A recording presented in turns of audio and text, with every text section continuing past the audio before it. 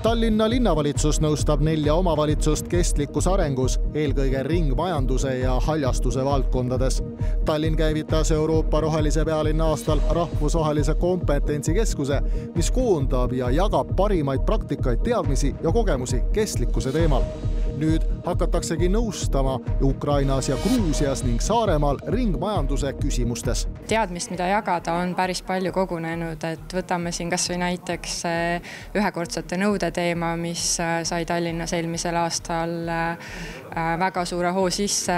Teame kõik laulu- ja tantsupidu, kus ei kasutatud ühekordseid nõusid. Et see on üks suur teema, mida me saame kindlasti edasi oma kogemusi jagada. Omavalitsuste esindajad tulevad mai keskel Tallinnasse õppevisiitidele ning koos Tallinna ringmajanduse osakonna ja ekspertidega nõustatakse Ukraina ja Gruusia linnade jäätmekavasid ja Saaremaa valda ringmajanduse teekaardi loomisel.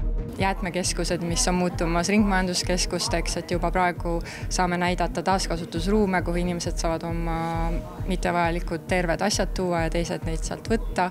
Lisaks parandustöökojad, õmblustöökojad, et kõik see on juba täna olemas.